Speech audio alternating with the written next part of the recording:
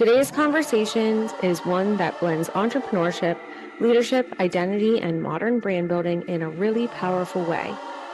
Joining us today is Sheree Titan-Ford. In this episode, we unpack the realities of entrepreneurship, what it takes to build a meaningful personal and professional brand, the presence many leaders face behind the scenes, and why the future belongs to businesses willing to lead with both strategy and humanity. Hey, Sheree, welcome to the Ignite podcast. I'm thrilled to have you here. Oh, thank you so much, Sam. I am so excited to be here. I really appreciate you inviting me onto your show. Thank you. So we have a ton of questions to go through today, but before we dive into any of those, I really want to give an honorable mention of a recent post on LinkedIn that went pretty viral, and it went viral organically. So those of you that don't know what that means is nobody put money onto this to target or advertise. This was compelling enough that several hundreds of people were very intrigued, interested, and provided so much kindness back to it.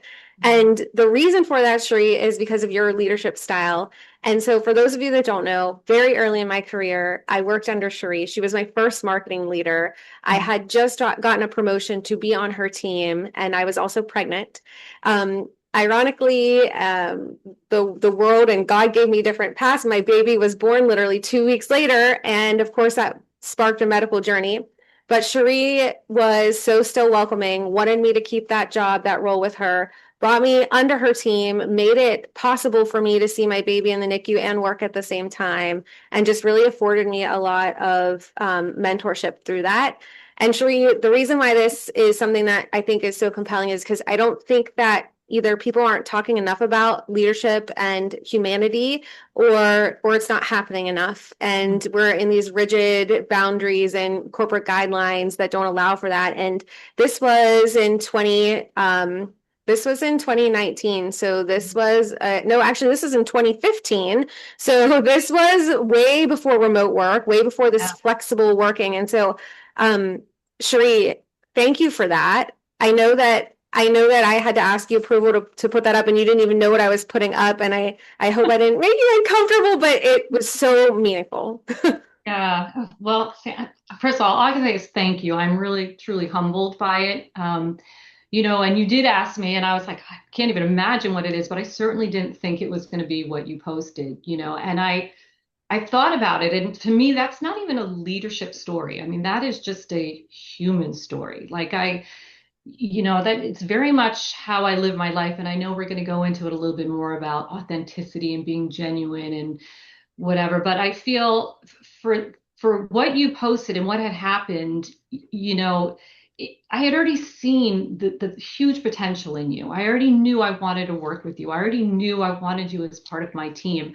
And when you told me what was going on, it wasn't a matter of, oh my gosh, how's the work going to get done? It was a matter of, how are we going to help you? How are we going to support you? Because at the end of the day, work is always there. Deadlines are always there. They all could be moved, but you and your baby, that couldn't wait. And so that wasn't even a thought. Like, I didn't even have to think about it. It just kind of happened. So yeah, sometimes it surprises me when people are that's just human. It's just being human, right? And so, when you posted that, I think I was a little taken aback, like, isn't everybody sort of just kind? And yeah, and I actually bounced it off of my children who are, in the workforce now, and two of them very clearly said, "No, Mom, that it really doesn't happen that way." I mean, my one of my daughters is really sort of fighting and struggling to make her mark, and is actually planning out potential pregnancies later on based on where she's going to be in her career. And I guess either I was either incredibly naive or I just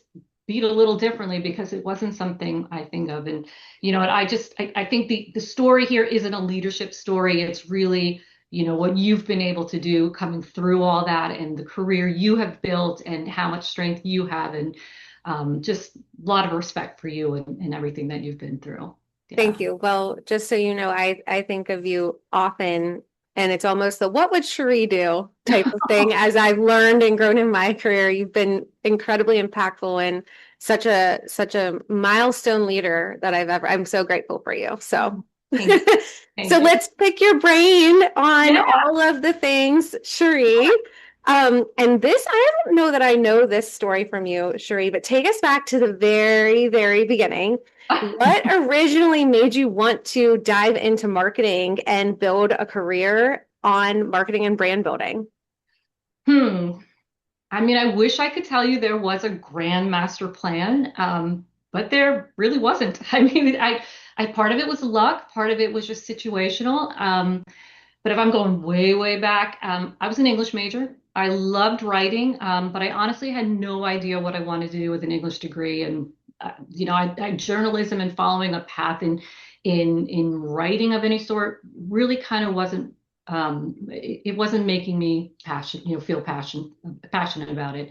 But back then, we didn't have LinkedIn. There weren't online job boards like the way you had to find a job was you got the Sunday paper, you sat down with the classified sections, you went through, you started highlighting or circling things that sounded or looked interesting to you, but maybe paid enough for you to pay the rent. And then you went for it. And I got very lucky. I stumbled across an ad for a receptionist position at a small local advertising agency in the north end of Boston, which is right where I was living. So I was like, this is great. This is super convenient. And I went in and got the job, and I absolutely fell in love with it. I think I just was in the right place at the right time. I loved sort of the energy and vibe of a fast-paced marketing agency, creative agency. I loved the strategy meetings. I loved the creative people. I loved how it all kind of came together. I loved how watching ideas become campaigns. And I think without even realizing it, I fell into an industry that my brain already connected with because it was the way I just already worked kind of thing. But honestly, I don't think any of this was really the defining like aha moment as to why I've taken this long path in marketing.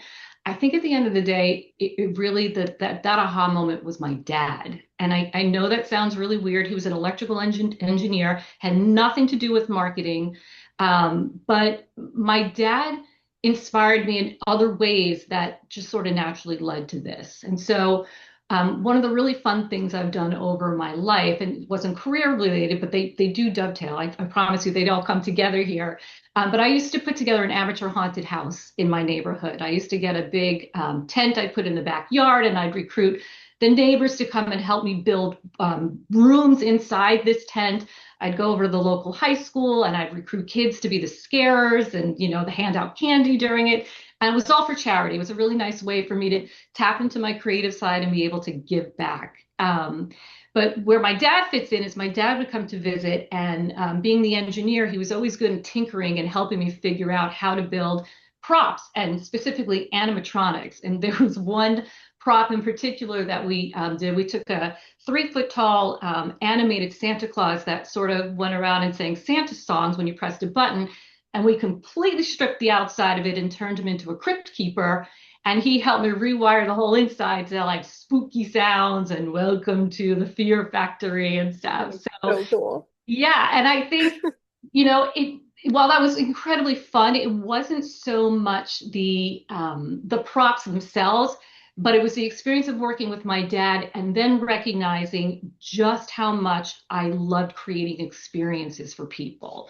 So it was the hearing the wow, oh my God, or the screams or the delight people would feel, invoking those emotions in people and having them experience something was really what sort of motivated me, was really what made me tick. And years later, I recognized that marketing is really not all that different, right? You're really trying to understand another human being. You're trying to understand what excites them, what frustrates them, what problems they're trying to solve, what would delight them, right? And great marketing isn't just about the campaigns, it's about building those human connections. And so people are feeling something emotionally and taking action. And so, I think back, the last 30 plus years, yes, I've been in marketing, but it's really been more about trying to understand people well enough to create experiences that really matter to them. And marketing just happened to be the profession that I kind of landed in and loved. Every day it doesn't feel like work. I mean, what's that saying? It doesn't feel like work if you love what you're doing. And there's actually a lot of truth to that. A lot of truth to that. You thrive in it so much, and it's so cool that you can tie it back to something so personal And it's Yeah. clear, even when you talk about it, it was a passion. You were having fun, Yes. Mhm. and like having people enjoy an experience that you've curated for them, whatever it may be. Like, I love that. And Boston is very big in Halloween. They love their Halloween. So I can only imagine the type of turnout that you must have had. We had hundreds of kids wandering through our backyard. It was fun, but it's those moments where you just, whether it's a child or an adult, and you just see delight, whether it's a surprise birthday party or it's a event or something that you've planned that people are just absolutely excited about. I think that's what really that's what I love. I love making people feel good. I That's love that. part of it. Yeah. So you own and have founded Titan Marketing. Hmm. What was the defining moment, if there was one, in your career when you realized you wanted to build something on your own instead of the traditional corporate path? Yeah. So I've been on the traditional corporate path for a very long time. It's only been close to 5 years that I went out on my own. And I wish I could say there was a true defining moment. I mean, there kind of was, there kind of wasn't. Honestly, I had a very different business idea that I came up with several years ago. It had to do with children and high tech and blending everything. That idea is still sitting. It's written out on a bunch of paper towels. I didn't even have napkins at the time like that. Like it's literally on paper towels sitting in my closet. And I didn't follow through on any of that. I think just come from a timing perspective. I was really busy raising three daughters. I had mortgage to pay like everybody does. I had career responsibilities. And, while I was excited about entrepreneurship and potentially doing my own thing, I was really concerned about the financial risk associated with it, right? Just life was really hard during that time when I had that idea.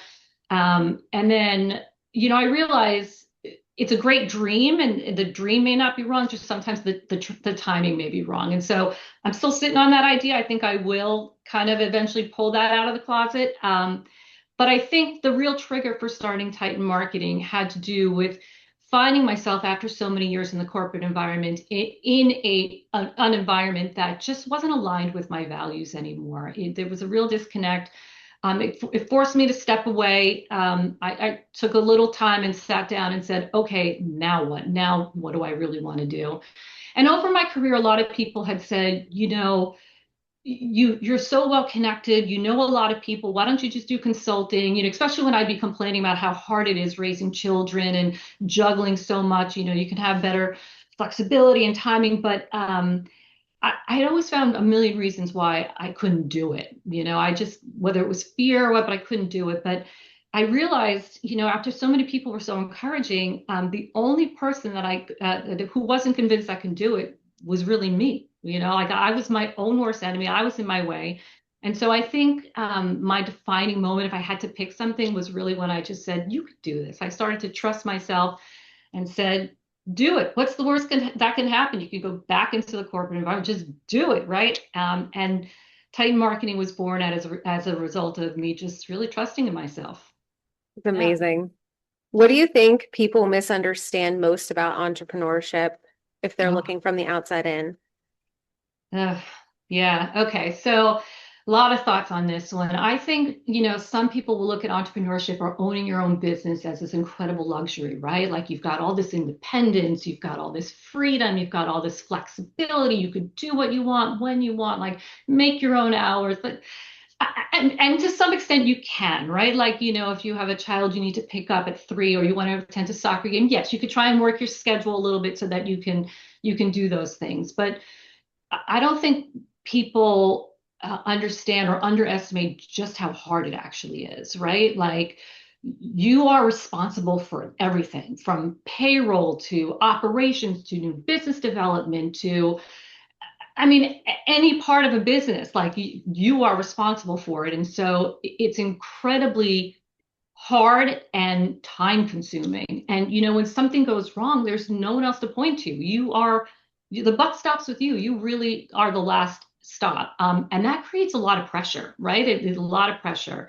And I think another challenge with that is just how much mental space it takes up, right? Like it never stops. Like you're constantly thinking about it. You're in the shower, you try to go to sleep at night, and you're thinking about the next big idea or the next opportunity that comes along, or anything that your brain just never really turns off. And so, for some that could be very overwhelming. I personally like a very active brain. I mean, there are times I do need to just chill, but I like being having a very active mind, but it can be overwhelming. And I think the other really big thing that no one ever really talks about is just how lonely it can be, right? Like sometimes you really feel like you're all alone doing this on your own, and the weight of that can be significant at times, right? I mean, friends and family, your loved ones, they certainly get it to some extent, but they're not in it with you. I mean, no one's going to care about your business as much as you do. And so there are times that you are preoccupied mentally. There are times physically you can't get out because you have a deadline or something, right? And those times it can be very, very lonely. And for me, my children are grown now. I have a lot of quiet time, and so when I am able to turn off work. Yeah, that loneliness creeps in sometimes, and it's like I just wish there was someone who was like I had a clone that could really understand everything I'm going through and be there. Mhm. This is so validating to hear because I just started my firm like a year Yeah, ago. Um, and so I think this dovetails into our next question, but I'm curious, I don't want to call it the stress, but the responsibility and like the overload feeling and trying to navigate it when you first started versus now? Or yeah. I mean, sure, you still have, if not even more responsibility now, but how have you emotionally and mentally kind of gotten into that new rhythm? Yeah, it took a while. Will be honest there. It took a while because, the responsibility, the way I defined responsibility when I first started, was a little bit bred out of the need that I was in, or the life situation I was in at the time. I was not working, and so there was a financial responsibility I felt that I needed to really drive. And, when I started Titan Marketing, it was really more around um, success was defining success. It was defined as clients, financial gain, revenue, just a lot going on, growth, more bigger clients kind of thing, more recognition. That was sort of how I was defining responsibility and how I was going to handle everything.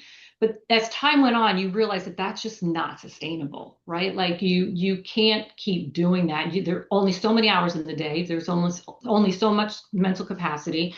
And I think naturally, because of the way your own body, your rhythms flow, you naturally fall into um, a different cadence where your metrics for yourself maybe change a little bit. I mean, for me, I can tell you now that responsibility is now a little bit different, meaning that's I'm aligning success is more aligned with things that are more important to me or make me feel good. So, working with people that I genuinely enjoy working with, not just taking any project that comes in because there's cash associated with it. Doing work that I'm really proud of. So, meaning if I need to adjust schedules or I need to say no to something so that I can ensure that I'm bringing my best work to a client that I can be proud of, far more important to me. Integrity on how I run the business, right? I don't want to cut corners. I don't want to nickel and dime people. I don't want to overcharge. I want to run my business with integrity because integrity will lead to trust and credibility. And, we'll talk a little bit, I think, about that later in this, but I think my idea of how I'm handling responsibility and how that translates to success is really more related now to how I'm defining that responsibility and how I want to handle and hold that responsibility. Oh, and the other thing is also having the ability to say no now. Now, again, that's a tough one, right? Because we've got bills to pay. But if you have something that comes in and you recognize it's not aligned with your core values, or you don't think you're going to be able to bring your best self to the project, or it is okay to say no, and you should say no. I mean, it's not going to work out for either one of you. So yeah, so responsibility. I mean, look, I work hard. I work really, really hard. I work a lot of hours. more than I probably should. But I do that so I can live a great life, right? And a life that feels very balanced to me. Balanced, fulfilled, healthy. And that balance means that I'll work really, really hard so that I can have the time to spend with the people that I love and enjoy them, so I can travel and just have the ability to stay curious and keep learning. So yeah, responsibility has definitely shifted just based on how I'm defining responsibility related to success for I me. love that. And the core theme that I just took from that, and again, I'm applying my personal stage of my career right now against where you're at. Hamster wheel versus fulfillment is what I'm like hearing. It's kind of, and right now I'm trying to navigate being all the different things and setting it up. What can I automate versus what can I streamline? Is Hmm. this tediousness really necessary, or is it for the quality that I stand true to provide? But it feels like a hamster. It can feel like a hamster wheel. Absolutely can feel like a hamster wheel. Yes. Yeah. And it's a like a hard balance and a very fine line there, right? Because you do have to work hard and there will be weeks, months, sometimes you feel like you're on that hamster wheel, but that hamster wheel is greased really well and it feels smooth and things are working. You're just not enjoying what you're doing. That's okay. That comes with having your own business, right? But if it gets to the point where everything else in your life is suffering, then it's not worth it anymore, right? It just, I mean, you're not going to be the best mom that you want to be for your children. You're not going to be the best wife for your husband. You're not just not going to be the person you want to be for everybody else in your life. It's too hard to balance. But yeah, that balance between hamster wheel and fulfillment and balance, it's hard. It's very hard. My goodness. Okay, so talking about authenticity and brand, I know you kind of tapped into that, but Ah, specifically, um, I I kind of just did this piece also where I said trust was the new currency, and that yeah, can be taken in a yeah, lot of different ways, but presence and connection with your clients, leadership, what is a good leader versus a bad leader, values, core values, missions. I'm just curious about it all. And why yeah, do you think audiences today are truly craving more reality than ever before? yeah. So I had to think about this one because similar to you, I just wrote something on authenticity, so I don't want to sound like a hypocrite here, but I've now decided that the term authenticity is just it's like a big buzzword. I almost feel like we're overusing it, Hmm. a little bit. But I have to carefully say that because I it wasn't that long ago that I just wrote about authenticity. But I think I'm gonna caveat that by saying, what I think authenticity is and what I don't think it is, and how I would maybe pivot to the word being genuine. And consistency. Like you're going to hear consistent become a new buzzword for me in Titan marketing. So I think, authenticity doesn't mean sharing everything about yourself. Like it doesn't mean oversharing. It doesn't mean like, oh, this just happened. I have to tell the world because that's my authentic self. I mean, I don't think that leans now more into performative, right? And we'll talk a little bit about that as well. But I think authenticity is more about being genuine. It's about being consistent. It's about continuing to show up in the same way, over time, and being real. You talked about reality, you talked about real. But again, people don't need all the drama. People don't need all the crazy. They just want consistency, which in general, consistency makes people feel safe, right?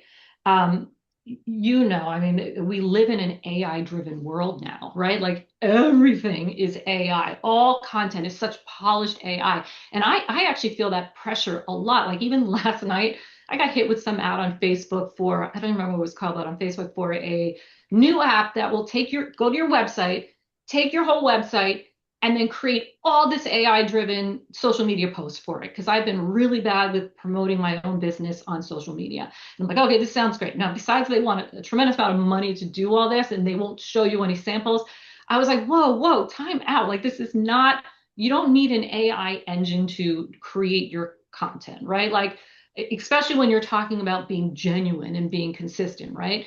So I think the world doesn't want so much polished, like carefully curated personas anymore. I mean, we've gotten to the point that nothing feels real anymore. I think what people do want is real, not performative, right? Like they don't want this great look. Everything's so perfect now. Everything's so perfect, right?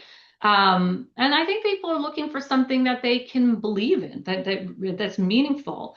If I tie that back to leadership, I guess, what does real leadership looks like? I think it's back to that honesty, right? It's like being honest when you don't have the answers to everything. It's owning your mistakes. It's following through on your commitments. It's treating people with respect and kindness. It's showing up consistently. It's like basic human needs. Like it's almost, I mean, it sounds pretty silly and simple, but I feel like we are in a world now that has really moved towards what's the greatest, hottest thing, the trend, how can we wow someone? And as much as I love creating a wow factor in a kind of different way, I just think that if you go back to the basics of consistency, ownership, following through on your commitments, um, I think leadership would feel more real, and I think, you turned you said the thing,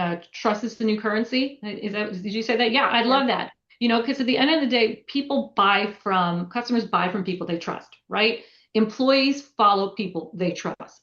Board members hire, people they trust.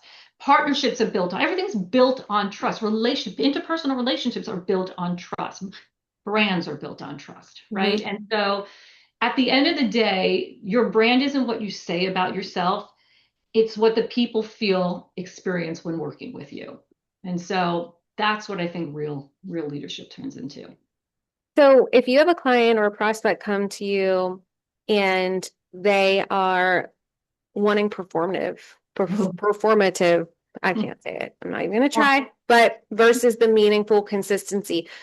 Sometimes there are certain business leaders out there where that sounds like, oh, that means I have to be patient. That means it's not going to go viral overnight. There's no quick win here.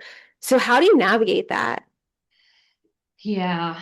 That is a very, very tough one. I mean, that will go back into sort of how I manage responsibility and define success that I just talked about, where I'm staying genuine and authentic to myself and my core values. If I have a client that comes in and wants me to do very performative um, output kind of thing, I honestly would.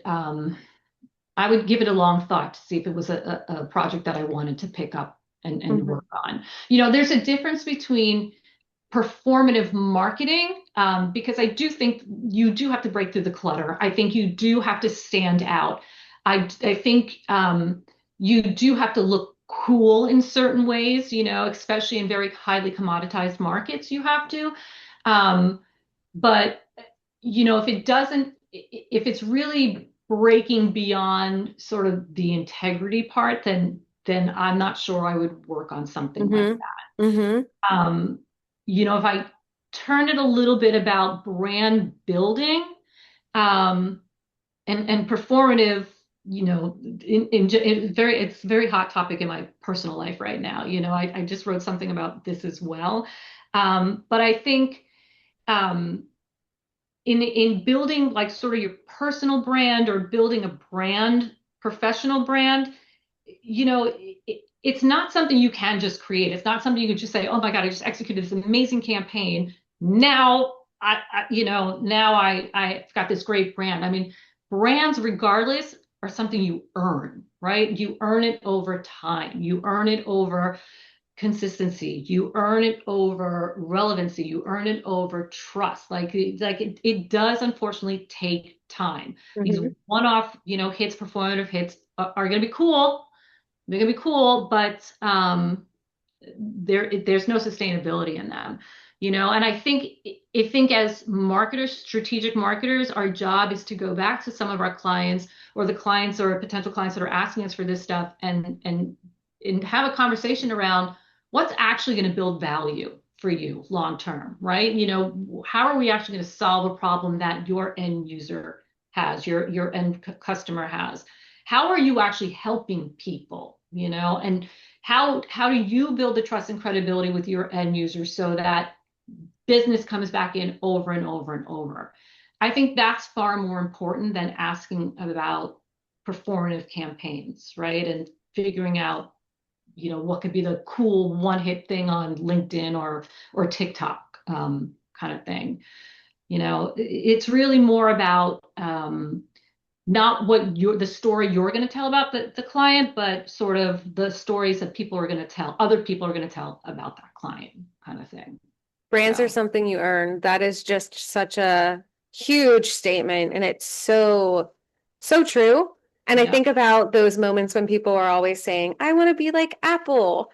Apple earned But that, Apple you earned know? that. Everybody has earned it. Yeah, and it's through consistency. Well, with Apple, consistent technology delivery. Mm. It's a brand isn't just a campaign, and not that you said that it was right. I mean, there's building a brand has so many components to it, right? And it's the performative campaigns are cool. They're very cool, and it's a creative agency.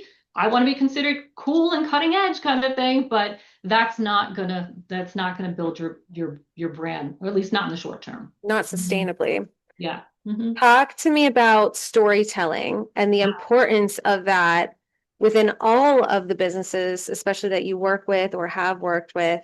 Yeah. How do you get a story out there, and how do you build that story from the inside out? Yeah, I love this topic too. And I love to tell stories because I like to write. So, I think storytelling is incredibly important in marketing, regardless if it's B2B or B2C or, whatever your business model is. But it always has to be done in the right way. And a lot of times companies will take the approach of, let me tell you what it is I do. Let me tell you what I do. Here's my product. Here's how it works. Here's the features. This is all the stuff that I want to tell you. These are my facts, right? And facts tell. I think storytelling shows you something, right? So facts tell, stories show. And stories do go tie right back to the beginning of this conversation. Stories tie in the whole emotional connection, right? They create emotion, they provide context, they make ideas more memorable, and they help people imagine what's possible, and what they see in themselves within the context of the story. They can envision things. And it's creating that emotion, those feelings. People will never remember facts. I mean, I like to think I have a good memory, but you never really remember all the facts. What you remember are stories, and the stories and how they made you feel. And so when you're working with clients, you really have to get down to what is it about their technology or their offering or their position, whatever they think makes them unique in their value proposition. What is it going to do for someone else, right? And so their approach should always be, you use the word inside out or outside in kind of thing, always come from the approach of, what is it we're trying to solve, but hearing it directly from the outside. What are Mm. people really looking to solve? And they may say, understanding that I'm looking to solve my glasses from not falling down on my nose kind of thing.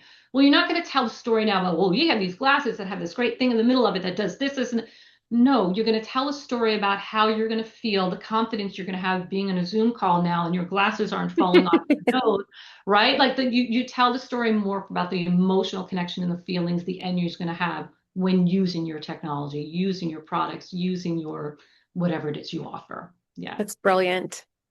It's so brilliant. Okay, so you do so many things. You've just excelled in your career. You've built Titan marketing. And I'm also very personally curious, how do you navigate all of this ambition that you encompass while also protecting your peace? And I know you like to spend time with family and friends and just having that moment to yourself outside of work where you turn your brain off if possible. Can I just say, I don't know. Yeah. I mean, this is one of these questions that I wish I had a formula and I could package it up and offer that to people, because then I would be very, very successful. But Mhm. at the end of the day, I don't I don't know. I've had I have had an incredibly remarkable life. I love the life I lead. I do it very much with purpose now. You know, when I was younger and raising kids, and I was a single mother for a long time, so I was very overwhelmed, and there were some days I didn't know how I even was able to get out of bed and get going. And I think it's just you just have to keep putting one foot in front of the other, and recognizing that. The decisions you're not making are going to have an impact, and the decisions you're making are going to have an impact, and you just have to do the best you can with the decisions you've made.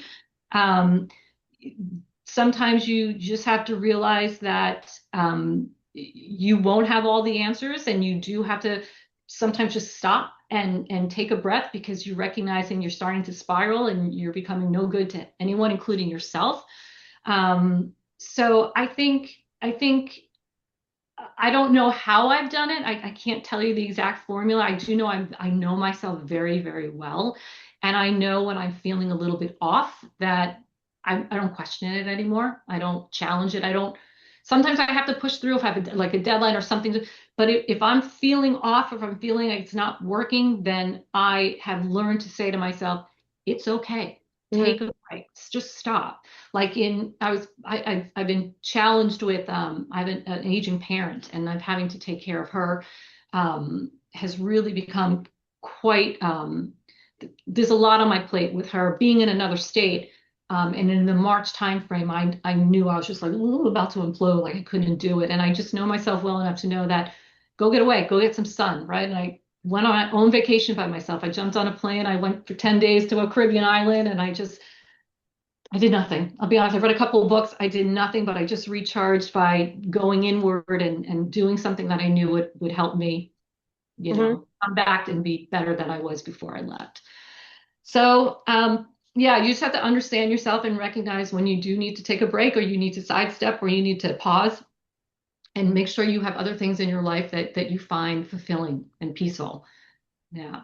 So I don't know what you have cooked up. You do have some of these questions ahead of time. I didn't know that you didn't know the answer for this one. And, and to make this and articulate this better, Sheree, it is so beautiful to hear you answer that question and admit and say, I don't know. This is still a struggle. And Yeah, for me, it's okay, Sam, have grace with yourself absolutely. because it's not something that you can type A and figure out. It's always going to change based on the seasonality, based on your personal well-being. And like to hear someone like you say, I think a lot of us out there will find value in that. So thank Yeah, you for being open about that. absolutely. I mean, we'll never have all the answers to everything, right? Like I don't Yeah. know, but yeah, like I said, it's okay to say I don't know. All right. So given that you've been through so many different seasons, so many different types of jobs within this evolving and thriving career, what has been the hardest season or chapter for you personally while you've been leading? Yeah. So I honestly think it's been recently, and I just touched upon it. You know, it's hard. It's hard having a career. It's hard while having a family, while having relationships. It just, life can be hard in general, kind of thing. Um, but as I just mentioned, my mother is going through a tough period now. She's getting older, and she needs care, a lot of care. And she had a pretty bad health scare in late winter this past year. And she was in the hospital for a little while. And I came in, I'm very close with her, and I came in to help support her through that, and then through rehab, like skilled nursing after that, and get her from the hospital back home, and setting up her medications. And it's full-time caregiving while you're trying to have a full-time personal life, while you're trying to have a full-time career, while you're trying to, I mean, I'm not a full-time hands-on mother now because my children are a little older, but I still want to be present and engaged with everything in my life. And so I think this recent season or chapter has been one of the hardest I've had to navigate. Um, Part of it, I sit back and I'm very thankful that I do have my own business, where I think I had a little bit more grace in terms of timing. I lost out on a couple business opportunities. Don't tell my mother that, she would be mortified. But I knew I couldn't focus. I couldn't think. I was late on a RFP someone was looking for, and I just felt terrible. That's not kind of, I don't want to bring that version of myself to a potential new opportunity. So I think figuring out how to juggle some of these big um, crises that pop up in your life while handling everything else in your world is very challenging. And just like I said in the earlier question, sometimes you just have to put one foot in front of the other, right? You make the decision today, and you go with it, and you adjust and pivot as you need to, right? And sometimes you just have to say, you know what? That's for tomorrow Sheree to figure out, right? Or that's for future Sheree to figure out, because you won't have all the answers right then. You just have to kind of keep on moving, keep on moving. So I think personal crisis or any kind of crisis while dealing with life can probably be one of the hardest things to deal with. And honestly, if we tie it right back to the beginning of we started this, right? You were going through a personal crisis when you came to, right? But you got through it. You get through it. Lean on people that make you feel safe and good. Yeah. And when I was younger in my career, I always had this mindset, and it was this mantra that like we can do everything or we can do it all. And it's kind of not, that's not true at all. And you do have to hope for humanity and hope for a good support system in your career, in your personal life, because we can't plan for when these moments happen. And as much of a plan we can put on paper, Lord knows something's going to go Never wrong. been followed. Exactly. Exactly. Yeah. Oh, One oh, thing I want to add to what you just said, and this has been very hard for me because you hit a little trigger for me in terms of, we are not that I don't know if we're taught or like, I in particular have a lot of resilience. And mm, so I'm always like, push through, you can do it. Like, like we have to handle it all. We have to be, um, but that's not healthy. It's not healthy. And what I was never, ever good at, I'm better. I'm still not good at it, but I'm better now. What I've never was good at was asking for help. mm, You said lean on the people. I could say lean on the people, but I was never good at executing on leaning on people, right? And so it is perfectly perfect for you to say to someone, I need help. Can you give me 15 minutes of your time? Can you help me understand how to do this? Can you come over and do this for me? I mm. was terrible at that, And so I think if you can start to ask people for help, you'd be surprised at how many people really do want to help you. I love that. I love that. It takes a village. And you're referring to Sheree, just to clarify, you're referring to personal, Hmm. corporate, you're referring to all of it, right? Everything, Yeah. everything. Yeah, everything. From a professional perspective, don't be afraid to ask someone to help you network. Don't be afraid to ask somebody to pass along your information. What's the worst they can say? No? Okay, Great okay, advice. thank you, right? And in your personal life, yeah, I mean, I can go down the psychology, rabbit hole on that one kind of thing. And, it has created kind of a problem in relationships, interpersonal relationships by now. I mean, people want to feel needed. People want to feel like they're a part of your life. And if you don't let them be because I could do it all, or I don't want to bother you, I don't want to be a burden on you, it's, I mean, it's not good. Right. Right. Great advice. Have there ever been have on the path that you've been on, did you ever pause and wonder if it was the right path? Did you ever question it? Ever, Ever? all the time. All the time, every Okay. day. Yeah, every day. I think we'd be crazy if we didn't question it often, right? And Hmm. I also think that life changes, like situations changes. I was married and then I found myself not married, and so my life changed. Like life, life happens, and so I think you constantly have to question, is this the right path, or you're thrown some sort of strange obstacle, like with my mother and her health crisis right now. I question, am I doing the right thing now? Yes, I was again, I feel very blessed and very filled with gratitude that I had the flexibility to support her through some of the harder times. But I think you do always have to question your path and turn it always back to what feels right for you, right? Is this aligned with my core values? Is this aligned with my true, not authentic, genuine self, right? Like, um, am I doing the things that are really important to me? You know, for me, I'll always tie it back to, am I doing things to help people? I really love giving back and I really love helping people, right? And am I doing the things that are generating happiness in others? So yeah, question that path all the time, all the time. And use both parts of your brain, use your brain and your heart when making those decisions because they're both incredibly important. I don't believe that any entrepreneur would exist today if they did Yeah. not question their path. Because every path is hard, no matter what you do, everything is hard, right? You just Right. figure out which hard you're willing to deal with at the hmm moment. hmm All right. So talking specifically about marketing Mm, and the year of 2026, I'm very curious about what you've seen evolve and change from even 5 years ago. yeah. Um, I mean, a lot has changed, but since we probably don't have all afternoon to talk, I think, in a nutshell, I think the onset or the commercialization of AI has dramatically changed the marketing field.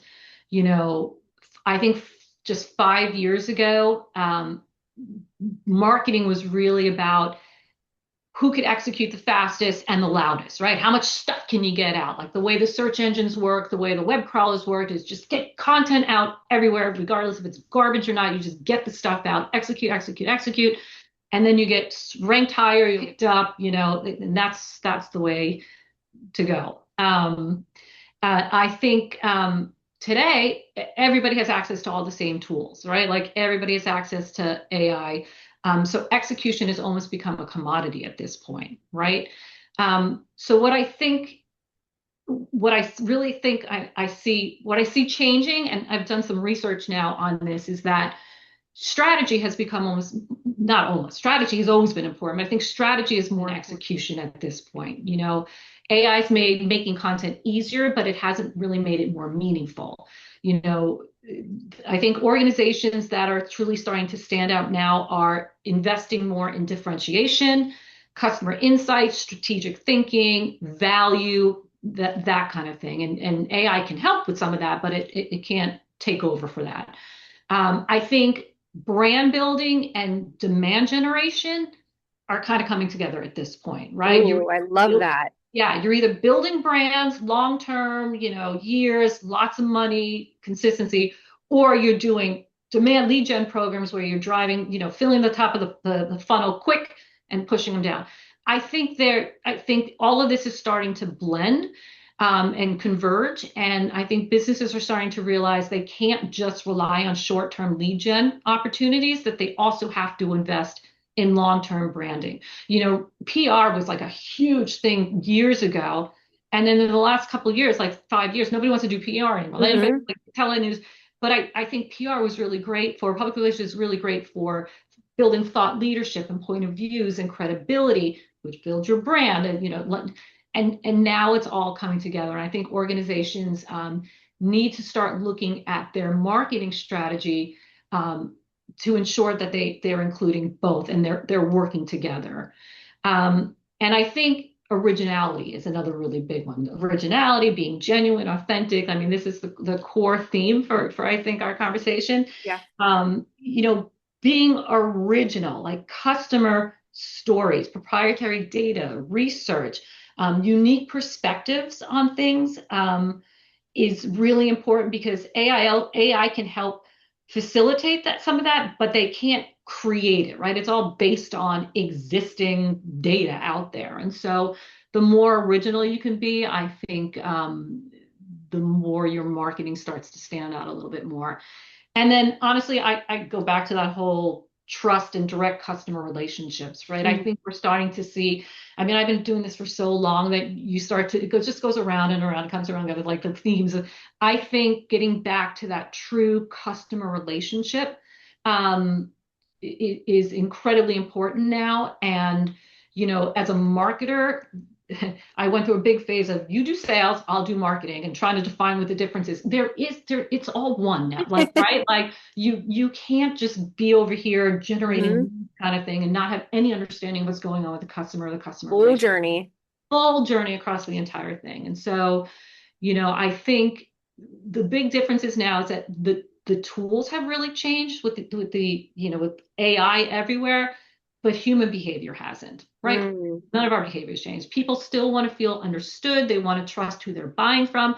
They want to still feel confidence, excuse me, confidence that someone can solve their problems. And I think strong marketing in 2026 and beyond is not about making noise like it was, but it's all about creating more meaning. Hmm. So most business leaders right now are saying that they can't ignore AI and innovation. But from your vantage point, what are the true things that business leaders can't afford to be ignoring? I don't think they could be ignoring AI, but I think there's so much still to learn about AI and how it can drive business goals. I think a lot of organizations are looking at AI now as kind of, is this a way to replace employees? Is this a way to increase productivity? And in some cases, increase productivity, yes. I mean, the things you could do with Claude, there's some things that used to take us as marketers, like data analytics, like that kind of stuff, really, really great. But I think I would hope business leaders don't lean on AI as the tool for them to solve many of their business challenges, because it does go back to true human connection, being unique, telling stories that really do matter, and building that strong customer relationship. And you can't do that through automated tools, right? Like automated tools are great. And I certainly have used them and will continue to use them to just help with my productivity, but not as a way to build my business. Sustain my business, yes, but not build it. Okay. When people hear the name Sheree Titan-Ford years from now, what do you hope they remember most? Yeah. Well, I could tell you what I hope they don't remember in an odd way, but I hope they don't remember my title or the companies I worked for, the fact that I built a business, that, I mean, those are all great things and I love that, but those are things that I do, right?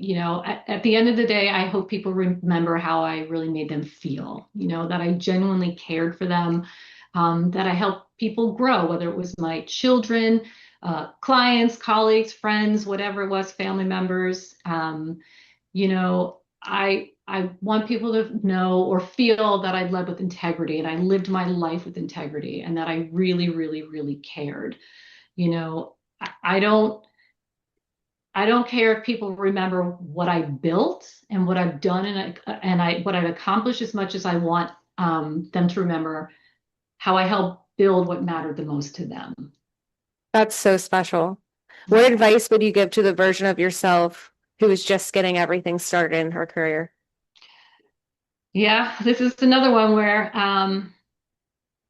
it's a hard one to answer. I think if you're just getting started or you're early in your career, stop trying to have your whole life figured out. I have one of my daughters who she's a big planner and she likes to sort of map everything out, and it helps her feel more comfortable with what's going on, but you'll never be able to figure your entire life out. I mean, you can't even figure out the weekend sometimes when it's 2 days in front of you, right? You just have to roll. I think people should really trust themselves more than they do. I mean, we are our own worst enemy and we are constantly in our heads and a little voice saying, terrible things to us. But if I could tell myself, my younger version of myself, trust yourself now, right? You don't have to wait till you're a certain age or in a certain income bracket or whatever. Just trust yourself now. I think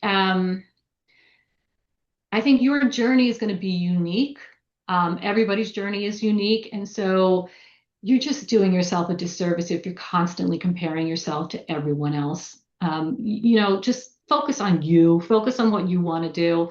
If you keep comparing, you're going to have so many disappointments. Um, What else? I feel like sometimes the best opportunities come out of nowhere, right? Just recognize that you may not see the next door in front of you, but it will come. It always comes. My youngest daughter and I have this conversation all the time. Where she was a year ago and now, no one would have ever been able to predict was going on with her. And so I think you just have to leave yourself open to everything because you never know where you're going to be. That's a And what great come, reminder. come up. Yeah, come up. Mhm. All right, let's end with some rapid fire questions if you're ready. Oh, yeah, here we go. Morning person or night owl? Morning person. Yeah.